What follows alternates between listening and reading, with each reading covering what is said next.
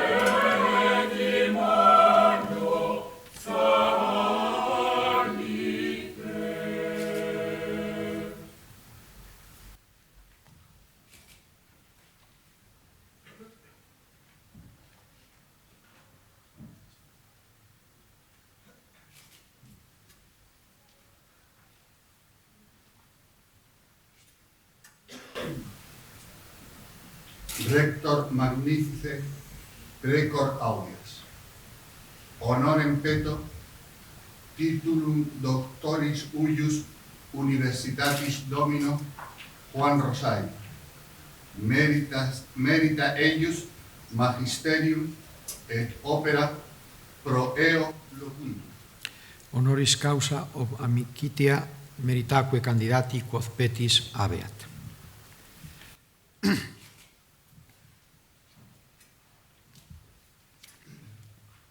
Domine peto veniam. Do veniam.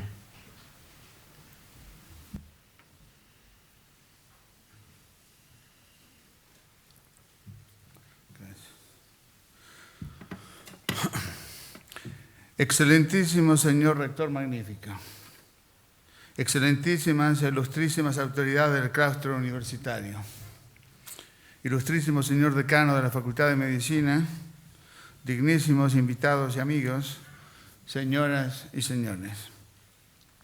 Acepto con inmensa gratitud la oportunidad que se me está brindando, al alto honor que significa la posibilidad de aspirar al pertenecer al claustro de esta insigne universidad.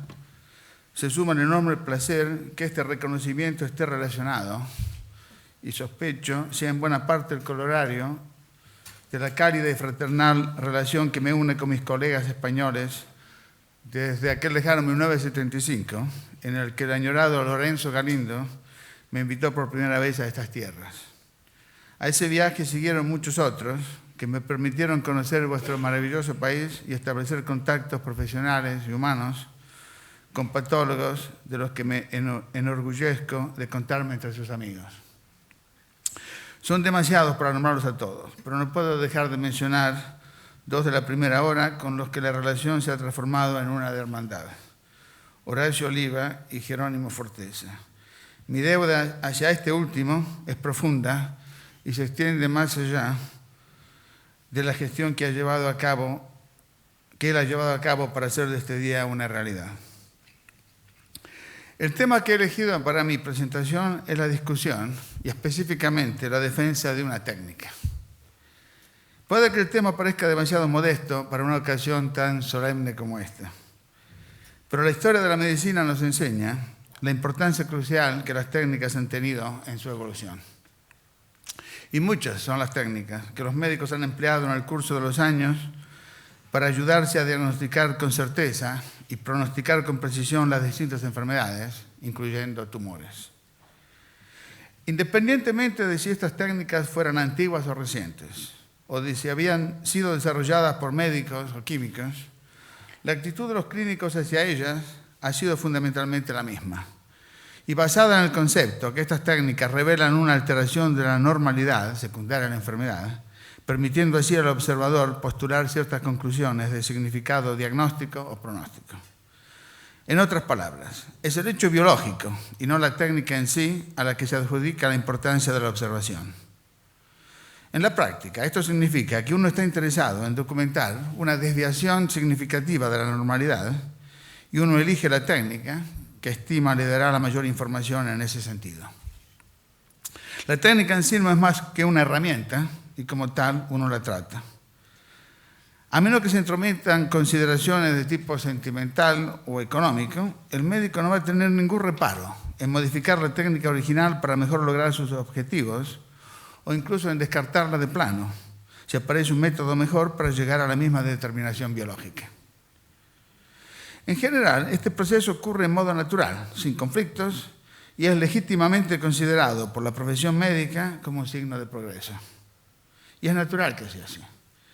Porque mientras el mecanismo íntimo de eventos biológicos complejos tiende a ser una fuente inacabable de discusiones y controversias, resulta bastante fácil, en la mayoría de los casos, decidir cuál de dos técnicas es preferible para llevar a cabo una cierta determinación. Y si una determinada técnica vale su peso en oro, en sensibilidad y especificidad, y en cuanto a la cantidad de importancia de la información que provee, sin olvidarse de los factores de tiempo y costo. Los directores de laboratorios clínicos, como es bien sabido, llevan a cabo este ejercicio en modo permanente. Apenas alguien propone una nueva técnica, supuestamente superior a una existente, ambas son comparadas, y si la nueva técnica prueba realmente ser superior, rápidamente reemplaza a la precedente. Como regla, el individuo que estaba a cargo de esta técnica es el mismo que se encarga de archivarla y poner a punto la nueva llegada. En general, la persona encargada de esta labor posee suficiente sentido común para no menospreciar la técnica existente en el instante mismo de dejar de utilizarla, sino más bien reconocer el rol que ha jugado en el proceso y agradecer los servicios que ha prestado durante su vida terrena. Más importante aún, si por alguna razón tiene cierta antipatía o recelo hacia esa técnica, la prudencia le dictará el esperar que la nueva técnica pruebe fehacientemente su supuesta superioridad antes de abandonar la vieja. Y como la mayoría de los médicos y directores de laboratorio son individuos prudentes, eso es exactamente lo que ocurre en la gran mayoría de los casos. Quisiera ahora compartir con ustedes algunas reflexiones sobre una técnica específica en la que, por razones que trataremos de entender, estas reglas de sana conducta no parecen aplicarse.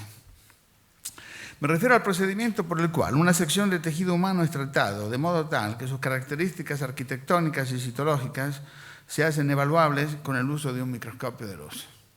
Este método, universalmente conocido como la técnica de hematoxilina y eosina, consiste en fijar y deshidratar el tejido, incluirlo en un material ceroide, cortarlo con un micrótomo y teñirlo con una mezcla colorante ácido-básica.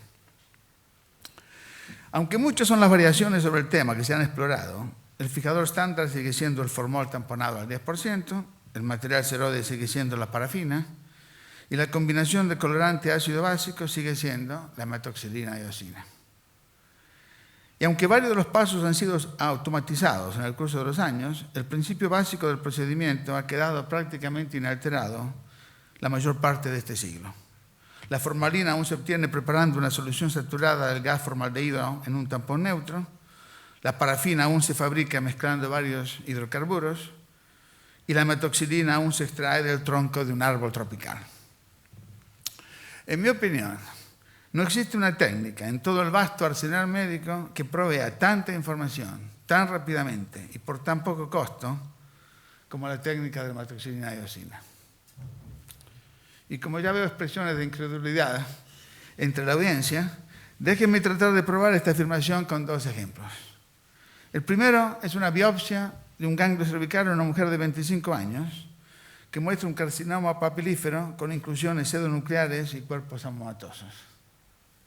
El patólogo que ha examinado ese corte va a poder decir al clínico: su enferma tiene un tumor maligno metastásico en un ganglio. El tumor primitivo está en la tiroides, casi seguramente en el lóbulo homolateral de ese órgano. Puede que sea muy pequeño y no detectable clínica ni radiográficamente, pero créame, allí se encuentra. Está constituido por células epiteliales, específicamente glandulares, más específicamente foliculares tiroideas. Es muy probable que haya focos multicéntricos de tumor en la glándula. Es también probable que otros ganglios de la región estén tomados, en especial los del compartimiento central del cuello. El otro órgano al que usted tendría que buscar otras posibles metástasis es el pulmón, pero no creo que ningún otro sistema esté afectado en este momento. Este tumor tiene la capacidad de incorporar yodo. Esto significa que si hubieran focos adicionales de tumor en este paciente, pequeñas dosis de yodo radiactivo lo van a hacer demostrable y dosis mayores van a reducirlo de tamaño o incluso esterilizarlos. Lo más notable es que a pesar que esta enferma tiene un tumor maligno que ya ha dado metástasis, le puedo casi asegurar que esta mujer va a estar viva dentro de 10 años. El segundo ejemplo es una biopsia de un tumor de crecimiento rápido localizado en la glándula tiroides de un hombre de 72 años, que en el corte de hematoxilina y eosina muestra una proliferación fusocelular maligna, con numerosas mitosis, abundantes necrosis e invasión de vasos sanguíneos. Después de haber examinado el corte, nuestro patólogo podrá decir al clínico: aunque este tumor se parece mucho a un sarcoma, y de hecho podría ser llamado por un principiante, en realidad se trata de un carcinoma indiferenciado con un patrón sarcomatoide. Está compuesto de células tiroideas foliculares, pero no se ha originado de nuevo de esas células normales. Más bien representa el paso final de la progresión de un tumor bien diferenciado preexistente que ha estado allí por mucho tiempo y que probablemente era un carcinoma papilífero, aunque no hubiera ninguna huella de tal en el momento actual. Este carcinoma anaplástico ha seguramente invadido casi toda la tiroides y se acompaña de metástasis en ganglio y también a distancia. Y lamento decirle que haga usted lo que haga, es casi seguro que este paciente va a morir como consecuencia de este tumor dentro de 2 años y muy probablemente en el curso de los próximos 6 meses. Espero que los miembros de esta distinguida audiencia estén de acuerdo que la cantidad de información que el examen de estas 2 muestras ha proporcionado es abrumador. Y si lo están, entonces es mi turno preguntar: ¿cómo es posible que una técnica tan informativa, tan útil, tan rápida, que en circunstancias especiales puede hacerse en unos minutos, y tan económica, ha sido el motivo de tanta crítica y tanto recelo? ¿Por qué en algunos círculos la hematoxilina y eosina es el símbolo de lo que es anticientífico y obsoleto en la medicina? ¿Por qué decir que una observación ha sido hecha a nivel de hematoxilina y eosina es desacreditarla, y el llamar a alguien un patólogo de hematoxilina y eosina es cualquier cosa menos un elogio? Bueno, una posible explicación es que la técnica ha estado con nosotros por tanto tiempo. En una era de comunicaciones instantáneas y de ciclos utilitarios relampagueantes, ejemplificados por el comentario que la información contenida en un libro científico ha sido ya superada en el momento mismo que el libro es publicado, un método ideado a principios de este siglo seguramente debe parecer antediluviano. Sin embargo, yo sospecho que existe una causa más visceral que justifica esta reacción de rechazo.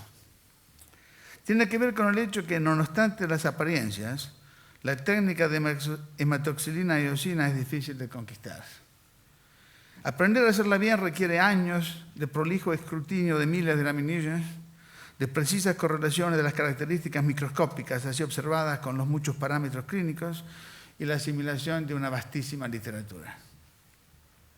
Aún más irritante es el hecho que, para poder llevar al máximo el potencial de esta técnica, se requieren algunas cualidades de las que ciertos individuos, incluso algunos muy brillantes, parecen adolecer. La naturaleza exacta de estas cualidades no es del todo clara, aunque se han hecho algunos intentos rudimentarios para evaluarlas. Pero fueran las que fueren, el hecho es que la persona que no las tiene, y no se necesita mucho para darse cuenta, o que no tiene el tiempo, la paciencia o la inclinación para desarrollarlas a lo largo de un largo y severo aprendizaje, no va a mirar a la disciplina con buenos ojos y va a expresar esos sentimientos cada vez que la oportunidad se le presente. Como no puede atacar la técnica alegando falta de utilidad, porque tonto no es, va a criticarla diciendo que es sustancialmente subjetiva, difícil de cuantificar y sin una sólida base científica. En la mayoría de los casos, esta crítica va a ser acompañada de la profecía que la técnica va a ser pronto reemplazada por otra más objetiva, más reproducible, más dócil a manipulaciones matemáticas, o sea, más científica. Siniestras predicciones acerca de la desaparición inminente de la técnica de hematoxilina y eosina se han escuchado casi desde el momento mismo en que la técnica fue primero empleada. Ya en 1920, un famoso médico londinense, Sir James Goodhart, dio una conferencia magistral en el Colegio Real de Médicos de Londres con el amenazante título de El ocaso de la anatomía patológica. Y conferencias con títulos y mensajes similares han sido dadas con regularidad matemática desde entonces. Cada vez que una nueva técnica es lanzada, el clamor sube de intensidad y a menudo adquiere tonos sarcásticos, como en esta editorial de un conocido patólogo americano. Dice, en las manos del maestro, el diagnóstico microscópico de los tumores trasciende de una habilidad basada en el reconocimiento de imágenes para transformarse en un arte cuyos detalles y secretos no pueden ser verbalizados y son evidentes en modo intuitivo solo a unos pocos elegidos. Aquellos de nosotros sobre quienes el Ahura Mazda nunca descendió, habríamos quedado sin ninguna esperanza, si no fuera por unos pocos trucos que la ciencia moderna nos ha dado para compensar lo que Dios nos ha negado, o que, en su inmensa sabiduría, olvidó darnos en cantidad suficiente. La mayoría de los patólogos quirúrgicos han tenido que soportar comentarios sardónicos de este tipo durante toda su vida profesional. Como bien contó el doctor Loren Ackerman, mi añorado segundo maestro de patología, en su estilo inimitable, en el curso de una charla que dio en honor de Fred Stewart, otro gran patólogo quirúrgico, en 1987. Relató allí sobre las muchas visitas que recibieron en el curso de los años de colegas, a veces de su mismo departamento, anunciándole con un regocijo mal ocultado: lamento mucho tener que decirte esto, Loren, pero me temo que tu puesto peligra. Acabo de enterarme de esta maravillosa técnica que va finalmente a acabar con esa mezcla de alquimia y brujería que tú practicas en buena hora. La reacción de los patólogos quirúrgicos a estos ataques sostenidos ha sido tan variada como su personalidad.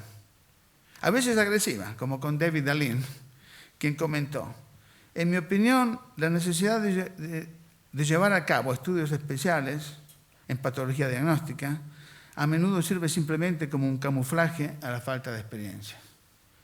Objetiva, como con Robert Fechner, quien dijo: la utilidad de la microscopía de luz y de los cortes de hematoxilina y eosina no ha sido superada en la mayoría de las situaciones diagnósticas. O prudente, como González Cruzi, quien escribió: como patólogos, nos atenemos a la noción que la interpretación histopatológica sigue siendo preeminente para el diagnóstico de tumores. Sí, porque por más sofisticada y moderna que sea una técnica, debe ser duramente cuestionada si está en franca oposición con el diagnóstico alcanzado con el método tradicional. O sencillamente silenciosa, llevando a cabo el trabajo con la confianza y la persistencia de una hormiga, como con Robert Scully. Puede que esta última sea la actitud más sabia. El problema es que a veces resulta muy difícil mantener la calma, especialmente en estos días en los cuales la explosión de la biología molecular ha llevado al coro de mal augurio a decibelios nunca alcanzados. Ahora sí, nos dicen. En el curso de una década, o quizás antes, las huellas digitales genotípicas del tumor nos harán saber todos los atributos presentes y futuros de la lesión. Y todos los procesadores, micrótomos y microscopios entrarán a formar parte de la historia de la medicina. Yo dudo mucho que esto vaya a ocurrir en un periodo cercano. Y quiero creer que esta convicción no deriva simplemente de un natural instinto de preservación, sino del ser consciente del hecho que el aspecto morfológico del tumor, así como uno lo ve en un corte de hematoxilina y eosina, representa la gran síntesis de centenares de genes trabajando al unísono y a veces en disonancia, y que probablemente sean muy pocos los genes que juegan un rol importante en el proceso neoplásico, cuya expresión morfológica no sea detectable por aquellos que saben cómo y dónde mirar. Y una demostración indirecta de esta afirmación es este hecho. No pasa semana en la que no aparezca un artículo en una revista científica o en el diario local, donde se anuncia un nuevo marcador pronóstico para este o aquel cáncer, acompañado de una hermosa gráfica donde se ve que los tumores que tienen el marcador se comportan decididamente mejor o peor que aquellos que no lo tienen. En el cáncer de mama, por ejemplo, alguien ha contado 58 tales marcadores. El problema es que la mayoría de esas diferencias se desvanecen apenas se evalúa ese marcador en una categoría específica de ese tumor definida por el estadio y por el aspecto histológico.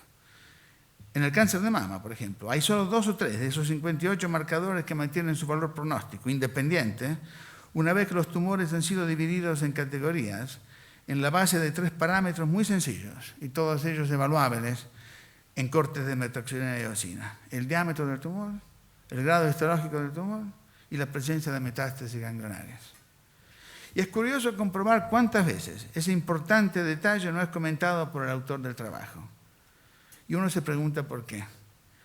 La explicación más benévola es que no se le ocurrió hacerse la pregunta. Soy plenamente consciente del hecho de que este tipo de defensa de una técnica centenaria puede ser interpretada como un esfuerzo inútil y patético de retrasar el progreso.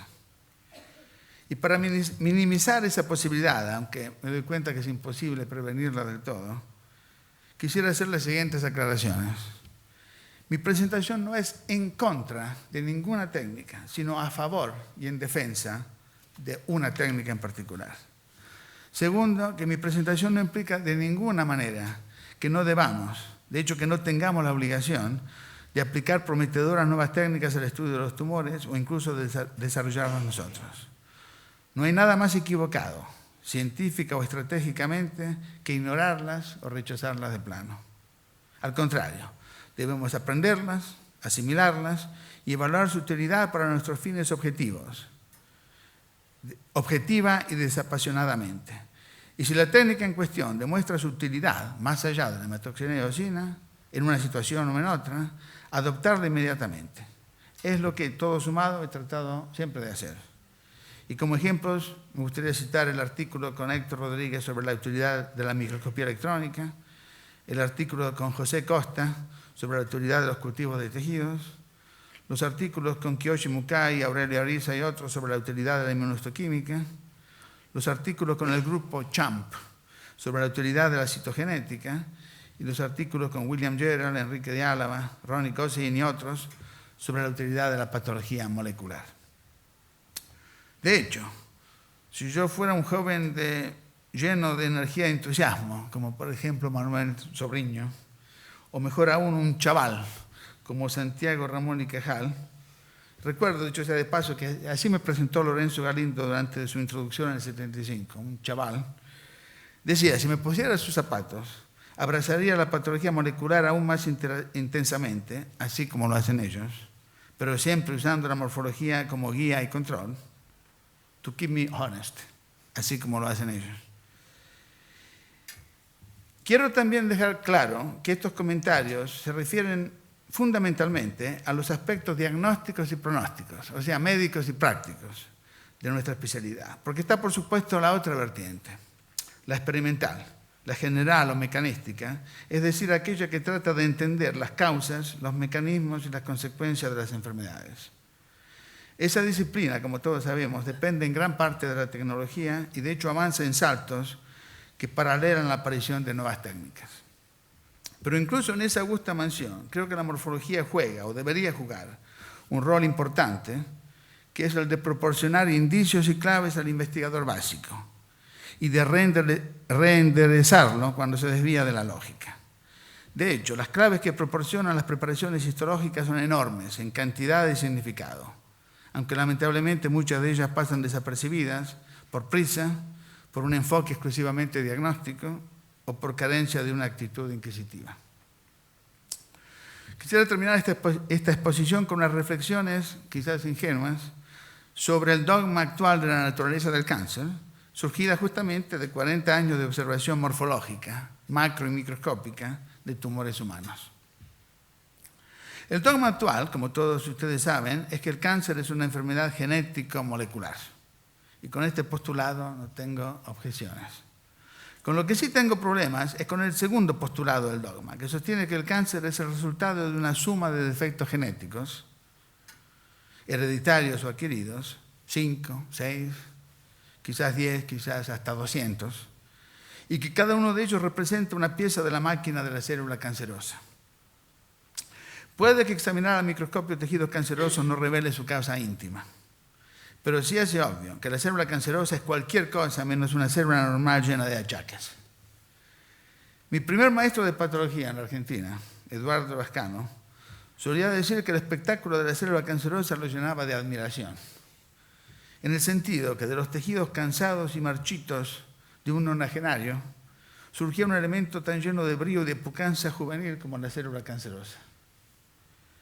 Una célula que lleva a cabo un número increíble de funciones altamente coordinadas de un modo increíblemente eficaz.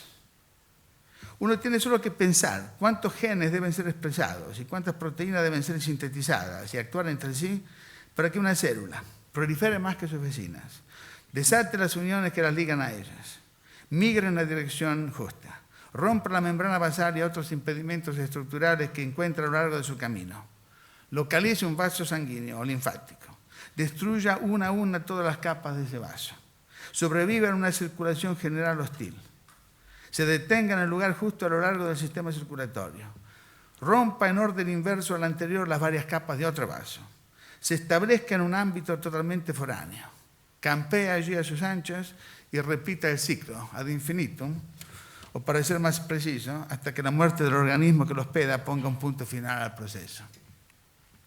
Dudo que haya una sola célula en el organismo humano adulto normal capaz de expresar en su totalidad esta gama admirable de habilidades. ¿Cómo puede ser que esta maravillosa muestra de malabarismo, astucia y adaptabilidad sea simplemente el resultado de una serie de piezas rotas en la máquina? ¿Cómo es posible que una célula que recibe una masada en la cabeza se convierta en una supercélula y que cuanta más masada reciba, más poderosa se vuelva? Bien conocemos las explicaciones, incluyendo la analogía que se ha hecho entre los genes y sus productos deficientes, vistos como los equivalentes del freno de un automóvil que se ha roto, en el caso de los genes supresores de tumores, y del acelerador trabado al fondo, contra el piso, en el caso de los oncogenes. La analogía, hay que admitirlo, es muy ingeniosa, pero si uno la examina un poco a fondo, se da cuenta que hace agua. Porque un automóvil con los frenos rotos y el acelerador al máximo va simplemente a chocar. No va a evitar cuidadosamente todos los otros coches, pasarlos con facilidad, salir de la ruta completamente intacto después de haber hecho un agujero en la valla, circular alegremente por la campiña evitando, derribando árboles, arbustos y otros impedimentos, localizar la ruta interestatal, entrar en ella ileso después de haber hecho otro agujero en la valla, circular durante días o semanas en un ambiente lleno de tráficos y de guardias camineras, dejar la ruta en un lugar cuidadosamente elegido que lleva a un pueblo acogedor, dirigirse a una playa de estacionamiento, detenerse y generar una serie de automóviles provistos del mismo diabólico motor, cada uno de ellos listos para reeditar la hazaña. Se me ocurre una sola explicación para la conducta igualmente extraordinaria de las células cancerosas, que es el resultado de la represión de un mecanismo altamente complejo que la célula ya poseía en un estado de latencia y que en algún momento, onto o filogenéticamente, ha cumplido una función muy importante y quizás la clave de la supervivencia. A nivel ontogénico, la analogía más obvia es el trofoblasto normal. He aquí una célula capaz de hacer prácticamente todo lo que hace una célula cancerosa, además de parecérsele mucho. Prolifera lujuriosamente, rompe membranas basales y disuelve colágeno, invade el estroma, llega a la circulación general, coloniza en pulmón y otros órganos y sobrevive en esos sitios hasta que el proceso es detenido, ya sea por una influencia externa o porque la célula comete suicidio. A nivel filogenético, la analogía más cercana es la de un organismo unicelular, que depende para su supervivencia de su capacidad de superar a sus vecinos, reproducirse, migrar por las mejores rutas disponibles y emigrar a terrenos favorables para continuar su ciclo vital. Históricamente, los investigadores del cáncer se han agrupado en dos campos opuestos en lo que atañe a la patogénesis. Aquellos que sostienen que el cáncer no es una enfermedad única, sino una gran variedad de procesos no relacionados entre sí, que resultan de distintas causas y que comparten ciertos atributos. Y aquellos que sostienen que detrás de la enorme gama de manifestaciones del cáncer hay una explicación unívoca, unitaria. Así como a fines del siglo XIX se hizo obvio que detrás de las polifacéticas manifestaciones de la tuberculosis había una explicación única, o sea, el bacilo de Koch. Yo me siento atraído por el modo de pensar del segundo grupo y quisiera creer que la explicación unitaria del cáncer es la de represión por un mecanismo u otro de ese programa atávico del que les hablaba. Ese concepto explicaría por qué existe tanta analogía, por lo menos en algunos sitios, entre la oncología y la embriología, al punto tal que el tumor pediátrico más común de ciertos órganos, como por ejemplo el tumor de Wilms del riñón, constituye una lección encapsulada del desarrollo embriológico de ese órgano. Ahora bien, si hubiera alguna validez en esta teoría, ¿cómo afectaría la hipótesis de los impactos múltiples? En el peor de los casos la invalidaría, en el sentido de poner de manifiesto que esos impactos están relacionados de alguna manera con el tumor, quizás incluso responsables de alguna de sus características fenotípicas, pero que no representa más que un epifenómeno, no muy significativo en lo que las propiedades biológicas del cáncer se refiere. Alternativamente, uno o más de esos impactos podrían iniciar o contribuir a iniciar al mecanismo de represión del programa que mencioné antes. Algunos podrían incluso decir que es exactamente así, es como los oncogenes y genes supresores de tumor funcionan, o sea, influenciando de alguna manera uno u otro de los mecanismos celulares básicos de los que la célula cancerosa depende. Pero aquí quisiera de nuevo objetar, porque me resulta imposible creer que una célula pueda ser tan afortunada o inteligente como para reprimir independientemente todos y cada uno de los mecanismos necesarios para este propósito. El programa debía estar allí desde el inicio, un programa complejo, coordinado, estupendo, que una vez cumplió un altísimo rol y que ahora se ha transformado en una fuerza maléfica incontrolable. Y para terminar esta ya demasiado larga presentación, quiero volver a mi punto inicial, mi defensa de la metoxina eosina a pesar de su edad provecta, citando un editorial aparecido en la revista The Economist del mes pasado, que parecía haber sido escrito especialmente para esta presentación. Se titula In Praise of All Technology. Lleva el subtítulo Sometimes the traditional ways really can be the best. Y dice, entre otras cosas, The lesson of history is, in short, that even apparent moribund technologies have a persistent habit of, well, springing back to life. That is worth remembering next time you hear the death knell being sounded for a supposedly outmoded way of doing things. Y como la técnica de metoxina eosina, que de moribunda no tiene nada, Uno casi tiene ganas de decirle a los señores que así lo han venido pregonando, con perdón de José Cerrilla: los muertos que vos matáis gozan de buena salud. Y si este elogio de una técnica, de una simple y modesta técnica, parece tener un tono acalorado y hasta pasional, creo que es natural que así lo sea. ¿Cómo puedo permanecer insensible hacia una técnica que ha sido la llave de tantas satisfacciones, y la de hoy es indudablemente una de las mayores, que me ha enriquecido con amistades entrañables y que durante mi año sabático en Italia me llevó de la mano a la que sería mi compañera? Sería muy ingrato si no la abrazara con reconocimiento y cariño. Muchas gracias.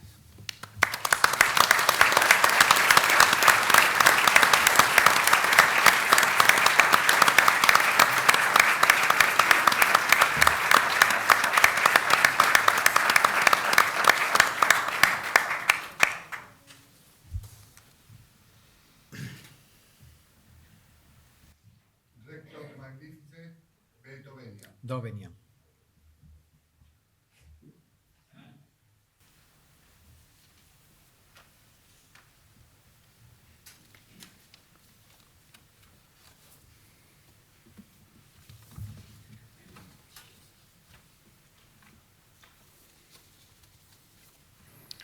Excelentísimo y magnífico señor rector de la Universidad de Santiago de Compostela, excelentísimas e ilustrísimas autoridades, ilustrísimo señor decano de la Facultad de Medicina, queridos amigos y compañeros del claustro, distinguidos invitados y amigos, señoras y señores.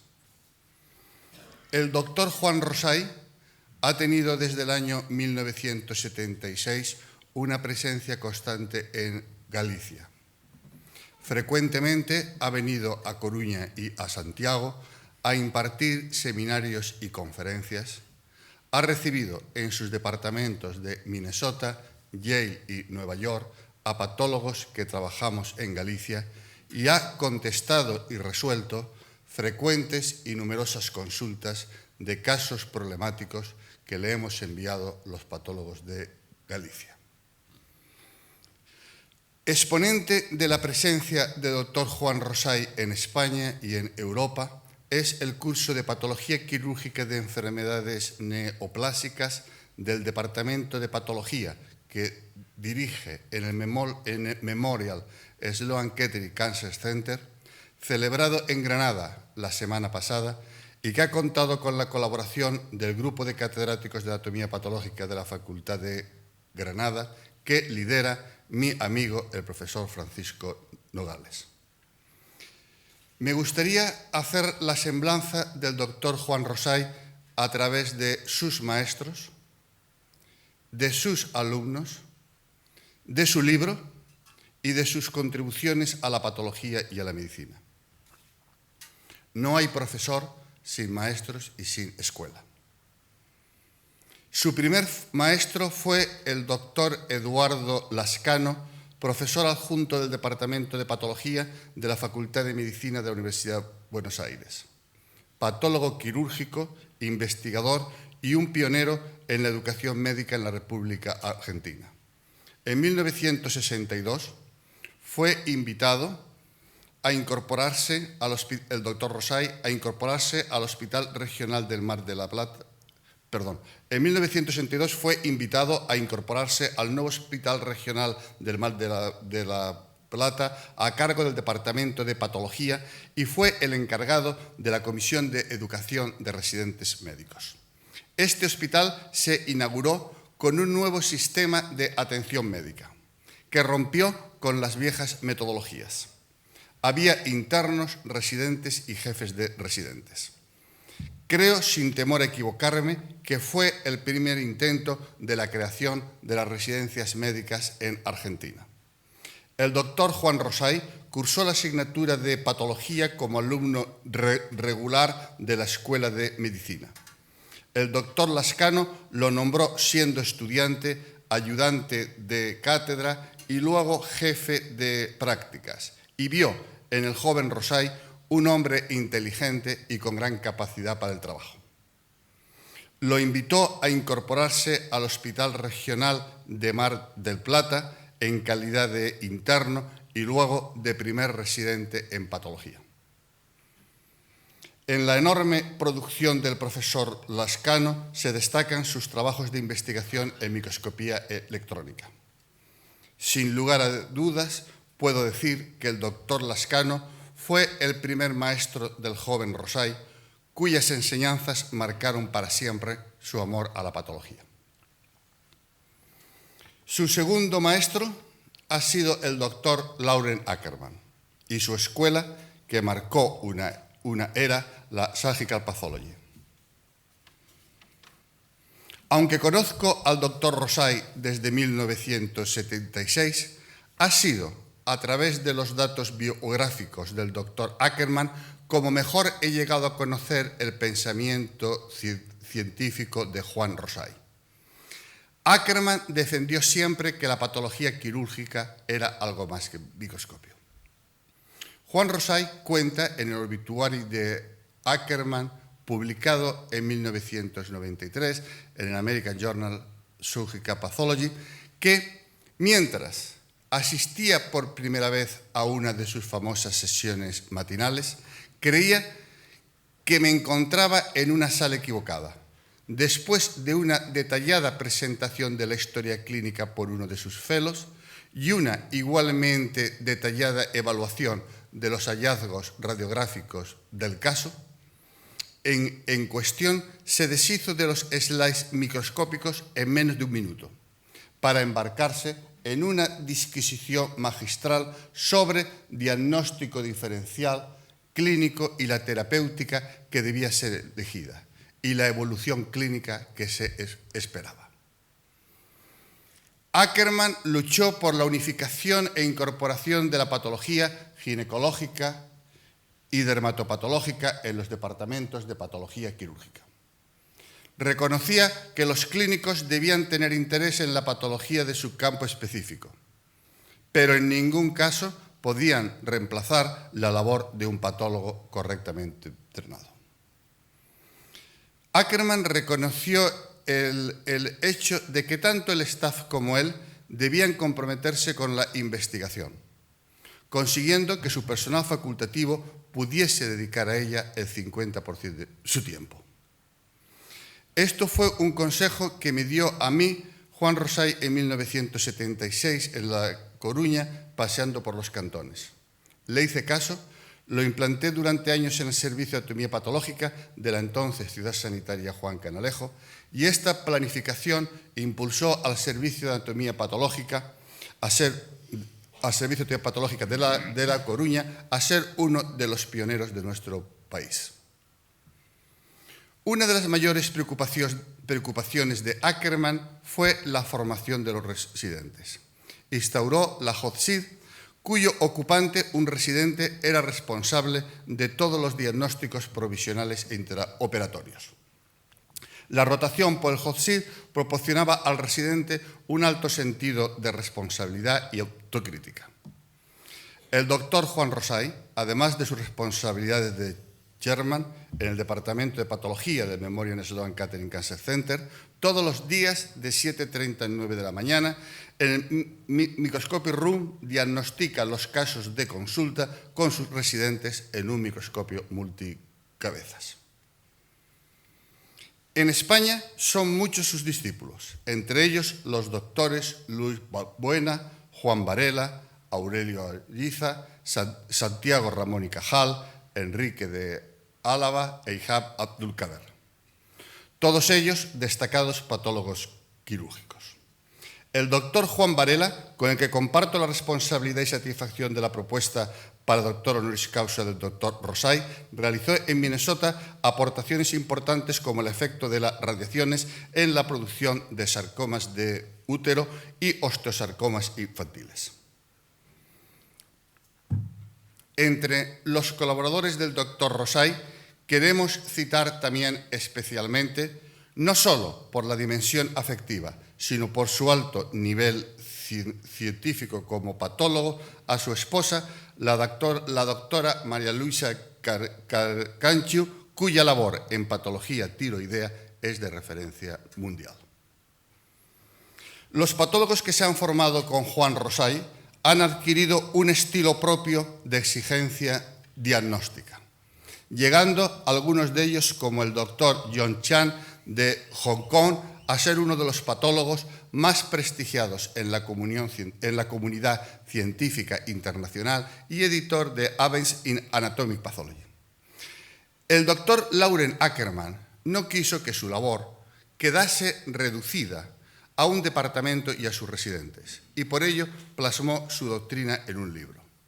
En 1952 publicó la primera edición de su libro de Surgical Pathology, y que, como dice Juan Rosay, también en el obituario de Ackerman en 1993, rápidamente se convirtió en uno de los más respetados y más ávidamente consultados por los patólogos a nivel mundial. Esta Surgical Pathology había tenido un precedente doctrinal en una obra compartida, Cáncer, Diagnosis, Treatment, Prognosis, de Ackerman y del Regato, publicado en 1947 y convertido rápidamente en un clásico de oncología. La Surgical Pathology de Ackerman tenía una doctrina médica recogida en su prefacio, la de que el texto estudia preferentemente el vasto campo de la patología quirúrgica y se dirige fundamentalmente a los vivos. El espíritu de este libro de Ackerman tiene su continuidad doctrinal en el Ackerman Surgical Pathology, cuyo autor es Juan Rosay, que está actualmente en su 8ª edición y que es la Biblia de los patólogos en todo el mundo. De lo que hemos expuesto se deducen las dimensiones que son claves en la vida profesional del día a día del doctor Juan Rosay. Su trabajo como chairman, la formación de los fellows, su consulta y su labor como editor. El doctor Juan Rosay ha tenido un papel unificador en la patología. Con el paso del tiempo, la patología y la medicina se han ido desmembrando en pequeños fragmentos, como lo ha hecho la música y la literatura. De la Allgemeine Pathologie de nuestros maestros alemanes, y entre ellos de labores titánicas unificadoras como el profesor Karl Lehner, patólogo y el científico que más ha aportado al conocimiento de los linfomas en el último siglo, como ejemplo su última obra monográfica, Histopathologie de Non-Hodgkin Lymphoma, hemos pasado a una Mickey Mouse Pathology llena de distintas y nuevas entidades de discutible correlación clínico-patológica. Un ejemplo de la labor unificadora y aclaratoria del doctor Juan Rosay en la morfopatología lo tenemos en su descripción del hemangiodotelioma histiocytoide, como un tumor de múltiples localizaciones con el común denominador de una lesión proliferativa de células endoteliales positivas en la inmunotensión para la queratina, de ahí su naturaleza epitelioide. La histiocytosis de los senos con linfadenopatía masiva, hoy reconocida como enfermedad de Rosay-Dorfman, y cuyo nombre se lo dio en 1972 por primera vez la profesora Juliana Fariñas al describir un caso junto con el profesor Ángel Valle. Esta enfermedad se presenta con linfadenopatías bilaterales en el cuello, fiebre, leucocitosis y velocidad de sedimentación elevada.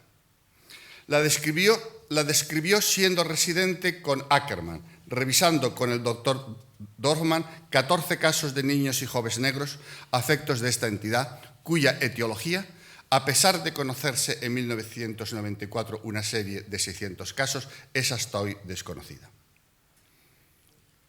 La segunda enfermedad que ha descrito Juan Rosay es un tumor que aparece intraabdominalmente en pacientes jóvenes, que es muy agresivo y que se denomina tumor intraabdominal hemoplástico. Cuando Juan Rosay describió la histiocytosis de los senos con linfadenopatía masiva, era el primer firmante del trabajo.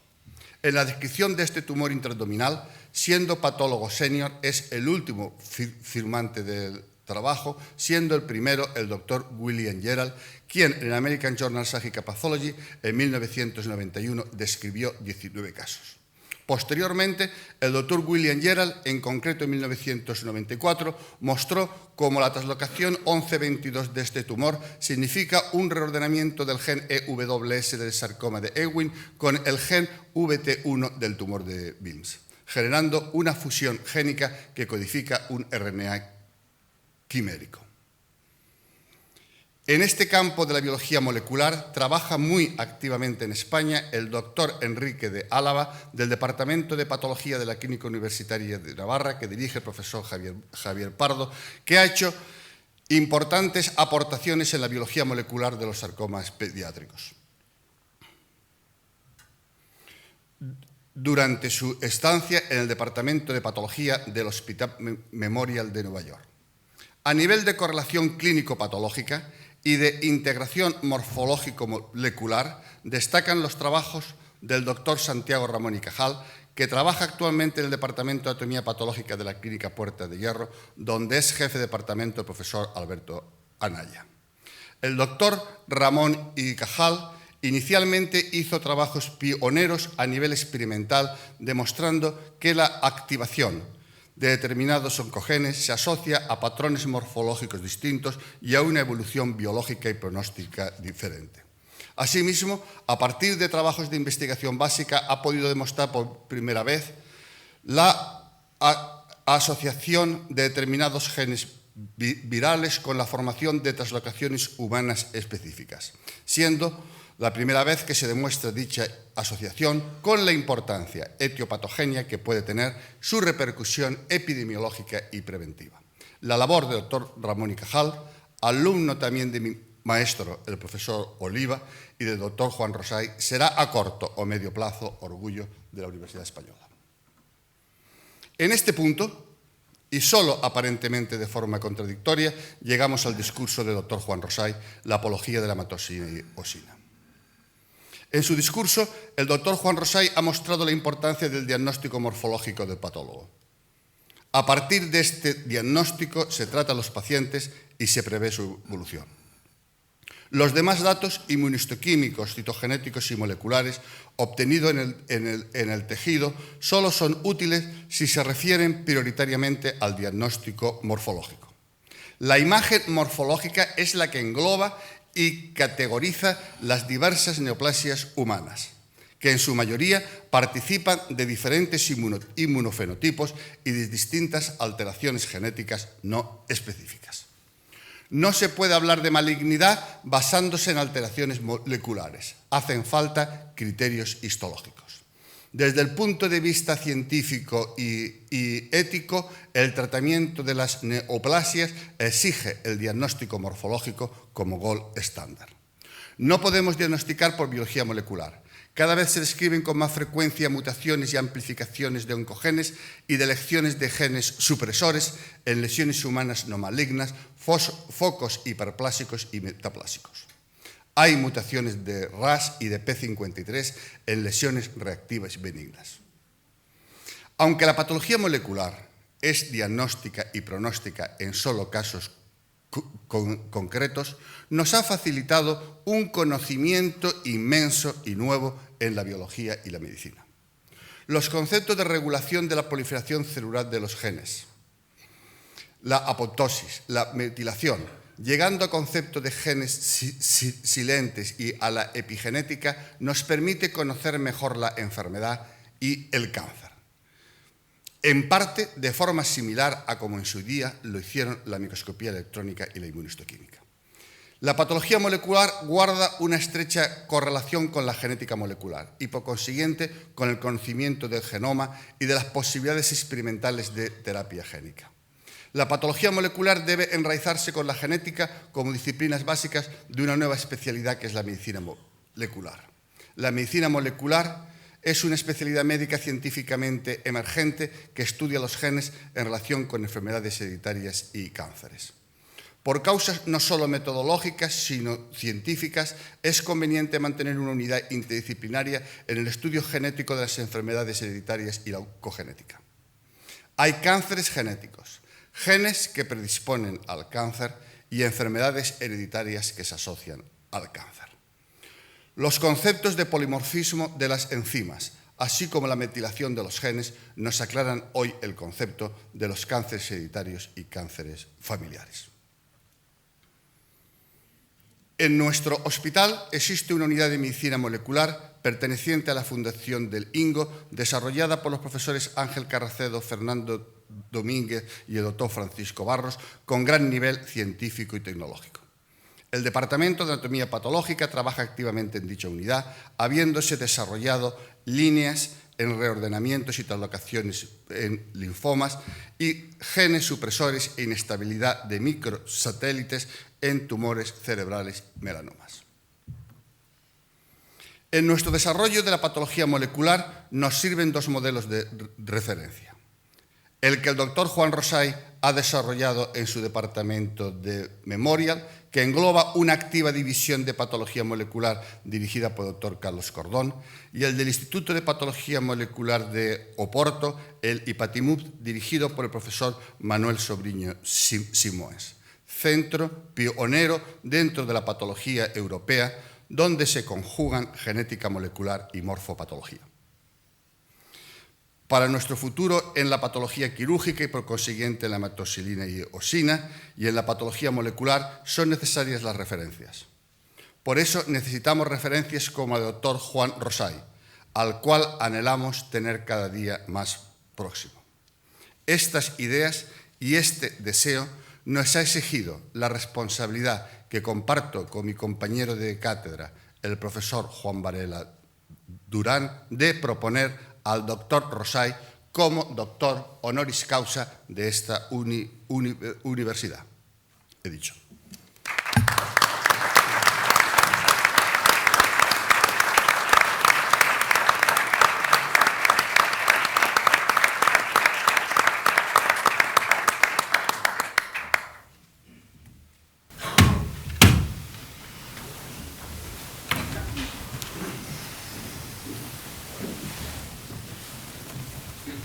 Autoritate igitur mi conquesa legibus regni, tibi domino Juan Rosay, confero gradum doctoris honoris causa in medicina, e commito prae claro domino Jerónimo Forteza, patrono tuo, ut te insignibus doctoralibus decoret.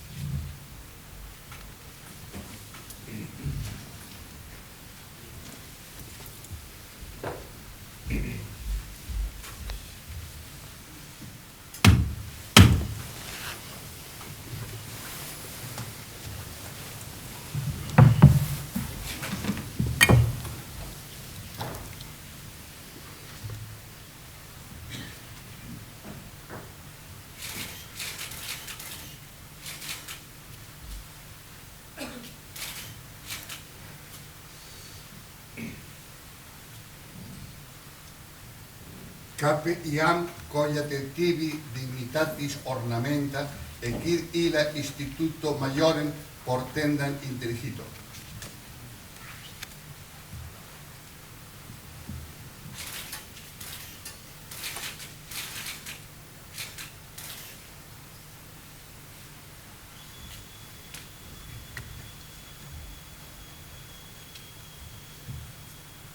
Pileus hic liberalis tibi sit vil velut laureum coronamentum, que donabatur post certamen victores.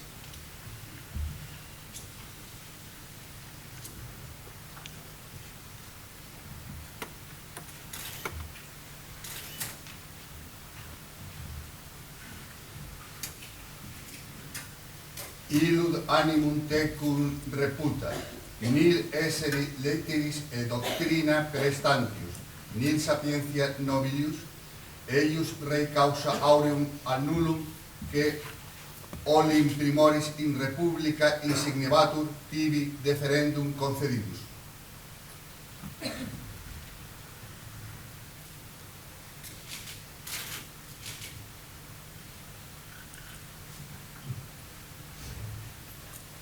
Librum ad facultatis nostra studium pertinentem clausum reseratum. Concedimus eunque silesque esse dito scole loco explicandi interpretadique tibi ius esse scito.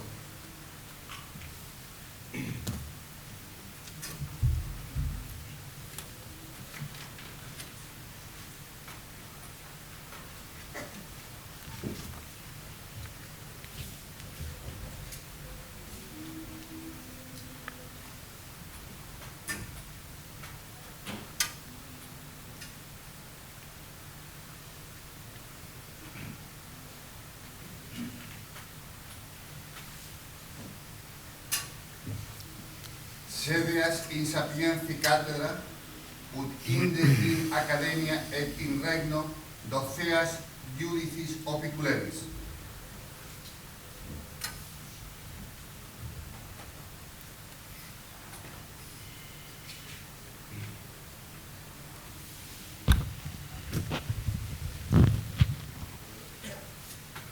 Quanto prevedo de adepta ad dignitate totius academici coetus nomine gratulem, ignoster tibi testerur amplexus.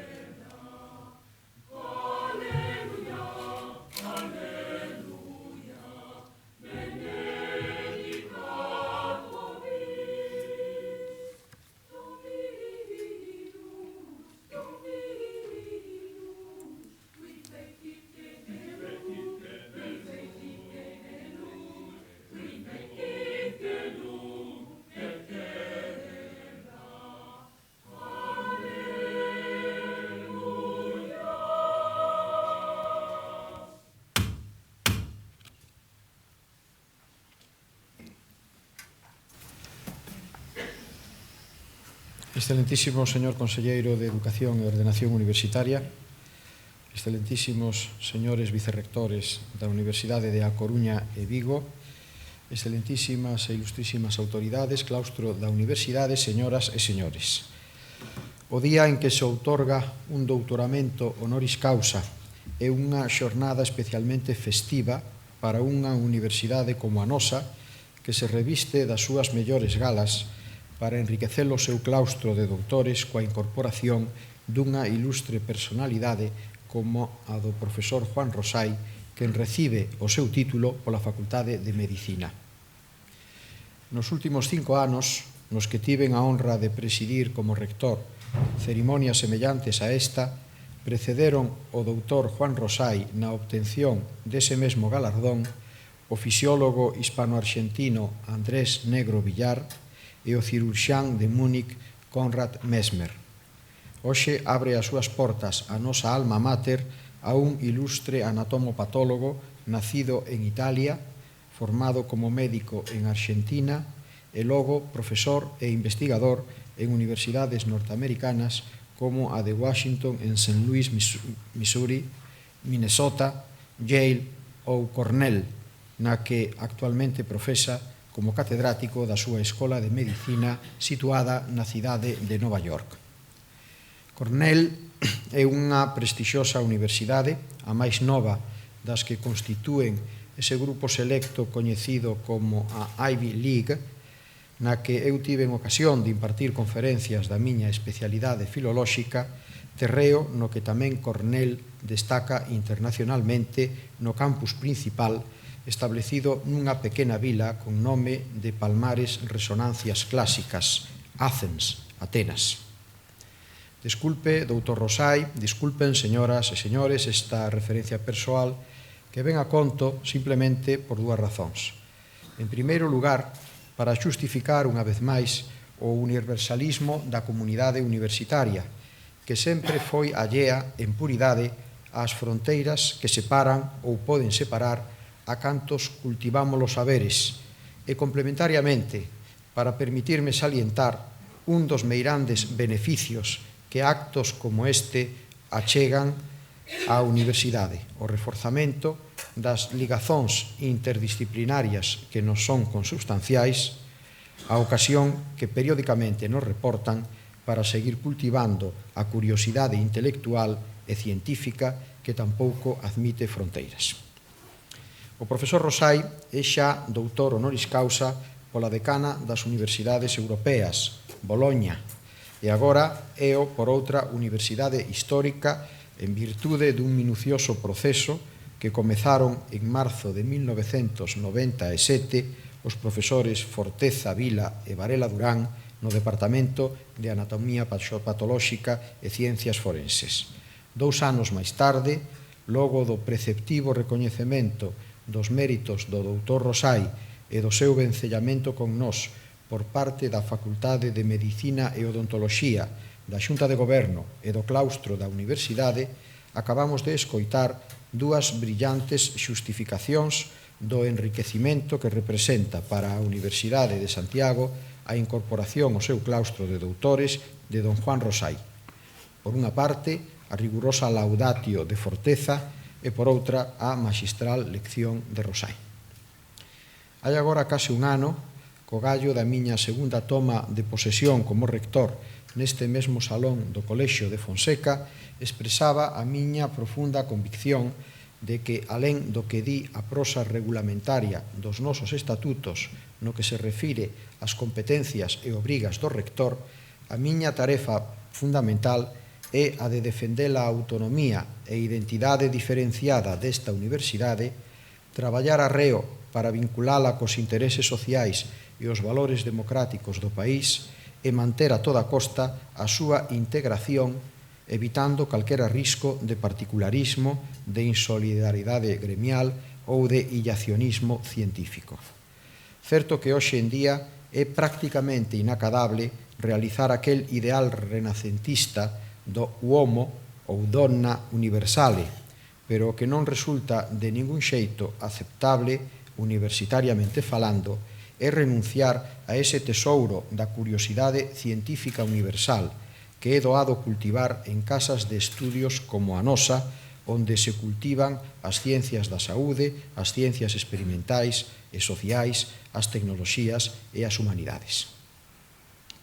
Pensando xa exclusivamente no ámbito académico, científico e asistencial da Facultade de Medicina e Odontoloxía, eu pregúntome se é concebible o seu papel sen o concurso, por caso, da bioloxía, da física, da química, da cibernética, da psicoloxía, da demografía, da socioloxía, da xurisprudencia, pero tamén da ética, da historia e, en xeral, dunha profunda pegada humanística.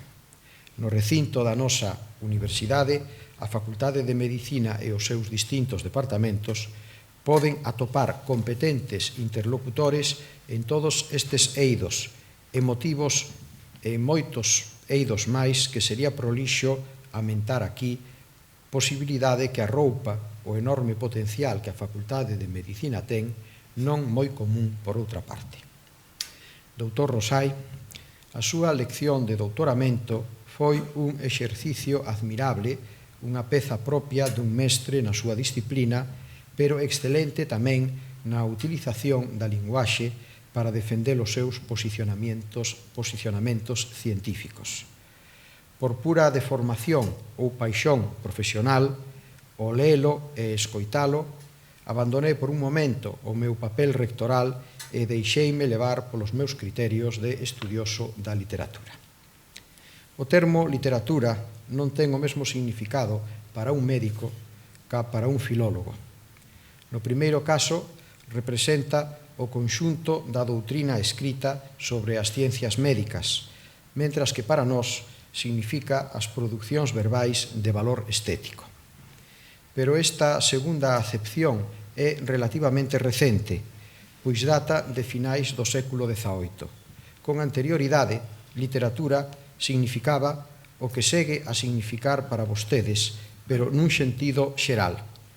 Todo o saber transmitido mediante a letra, e a dimensión estética da escrita era coñecida aristotélicamente como poesía.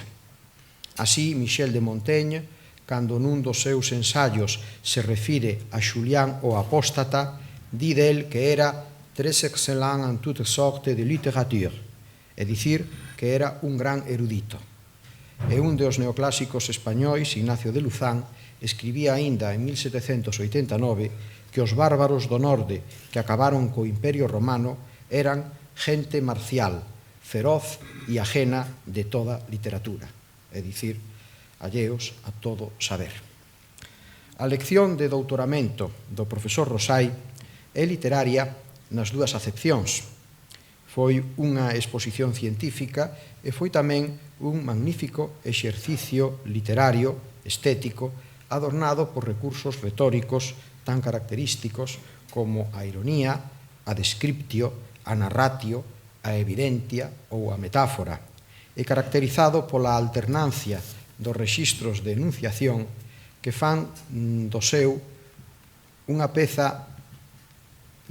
texto unha peza polifónica e dialóxica, por dicilo nos termos dun dos grandes mestres contemporáneos da miña disciplina, Mikhail Mikhailovich Bakhtin. Na apoloxía da hematoxilina e a eosina que Rosai fixo, na liña da patoloxía cirúrxica do seu mestre Lauren Ackermann, alenta unha reivindicación que ben se pode resumir neses versos de Zorrilla que o profesor Rosai recordou. Neste sentido, o famoso físico de Oxford, Stephen Hawking, lembra como os físicos actuais, fillos da relatividade e da teoría cuántica, non deixan de explicar determinados aspectos da súa disciplina consonte á mecánica newtoniana, pois seguen apreciando a súa simplicidade e a súa intelixibilidade. A defensa dunha metodoloxía que Rosai fixo responde, pois, á convicción popperiana de que o coñecemento científico prospera pola dialéctica entre conxecturas, anticipacións injustificadas e injustificables, presuncións, solucións tentativas, etc., e refutacións críticas. O propósito da ciencia non é xa que logo a verdade absoluta, senón un achegamento progresivo a ela. Unha determinada teoría ou sistema posúe de feito un grao de corroboración, de certeza e de operatividade máis elevado ou menor ca outra ata un momento dado, pois todo avance no coñecemento consiste en perfeccionar o coñecer xa existente, que se modifica no horizonte dunha meirande aproximación á verdade. Do mesmo modo que o doutoramento do profesor Andrés Negro Vilar coincidía en decembro de 1995 coa conmemoración do 5º centenario da Universidade de Santiago, o que hoxe realizamos na persoa eminente do doutor Rosai encádrase no 350º aniversario da creación da Facultade de Medicina. As dificultades económicas resultantes da posta en marcha da Universidade ao longo do século XVI imposibilitaron a creación desta facultade e da de Dereito, a pesar de que en ambos os casos existía unha significativa demanda e unha actividade intelectual e científica que para a medicina atopaba no Hospital Real un ámbito privilexiado de realización. Foi xustamente o traspaso á Compañía de Xesús da ensinanza da gramática, disciplina coa que naceu a nosa alma mater, o que permitiu dispoñer de recursos abondos para dotar ambas as facultades, Medicina e Dereito, na liña proposta un século antes polo visitador real don Pedro Portocarrero. A renda liberada tras o cesamento dos investimentos na ensinanza da gramática, cifrada en 300 ducados anuais, permitiu ao claustro propor en 1648, agora sobre unha base sólida, a creación de cadeiras de prima e vísperas para Dereito e para Medicina. O profesor comisionado para achegar o correspondente estudio foi Frei Martín de Acevedo, que o 19 de xaneiro de 1649 lle fornecía ao claustro a documentación para fundalas. En xuño dese mesmo ano, hai polo tanto 350, promúlganse os primeiros decretos para as citadas cadeiras de prima e vísperas, que comezaron a súa actividade en outubro. En 1674, Medicina engadirá a cadeira de método, gracias ao remanente económico da fundación de Frei Diego de Evia, catedrático da Universidade, que morreu en 1656 como bispo de Oaxaca, en México. A súa herdanza de 4.000 ducados casteláns foi aplicada pola súa vontade a creación dunha cátedra de prima de teoloxía e outra de instituta de leis. Este proceso fala da vontade expresa e operativa que a Universidade nacida da iniciativa de Marzoa Muros e Fonseca tivo desde os seus comezos por dispor dunha facultade de medicina para o que non se dubidou no seu momento en aplicar recursos económicos procedentes do eido da gramática, a teoloxía e as leis máis doados de implantar. E non cabe ningunha dúbida de que o catalizador daquela vontade fundadora de medicina compostelá foi o propio Hospital Real, que próximamente cumprirá o mesmo quinto centenario que a Universidade conmemorou no curso académico 95-96. Pero o doutoramento de Rosai que hoxe nos reúne nesta xubilar sesión académica non soamente coincide cunha efeméride conmemorativa multicentenaria, senón tamén cun novo momento de gran trascendencia histórica para o futuro da Facultade de Medicina e da Universidade enteira. A apertura dun hospital clínico universitario de nova planta no que o Servicio Galego de Saúde aplica un importante investimento será secundado por outras accións trascendentes nas que o protagonismo e a responsabilidade enteira corresponden á Facultade de Medicina co seu decano ao fronte, o que felicito pola súa recente reelección, e a Universidade de Santiago de Compostela, consonte co seu plan estratéxico aprobado polo claustro e polo Consello Social, proxecto no que o rector está especialmente empeñado. Trátase, por unha parte, da elaboración dun novo plano de estudios que, ademais de propiciar a meirande formación para os futuros licenciados, reafirme o noso modelo integrado de formación médica, profundamente universitaria e profundamente clínica á vez, sen fronteiras cíclicas que obedecen máis a concepcións burocráticas ca a alicerces científicos. Igualmente, compre atinar na colocación e estructuración futura da propia facultade e, finalmente, dun compromiso que xa non admite máis adiamentos e no que estamos totalmente empeñados, eu mesmo e o responsable do sistema sanitario galego, o conselleiro de Sanidade e Servicios Sociais, refírome ao asinamento do concerto entre Universidade e Administración para o funcionamento do complexo hospitalario universitario. Estou certo de que o ano xubilar de 1999, penúltimo do século e do milenio, pasará á historia da Universidade de Santiago pola súa trascendencia no que se refire aos estudios de ciencias da saúde e de que a incorporación do profesor Juan Rosai á súa ilustre xeira de doutores honoris causa en medicina contribuirá a si mesmo á significatividade desta data chamada a marcar unha referencia profundamente renovadora. Moitas gracias pola súa atención, señoras e señores.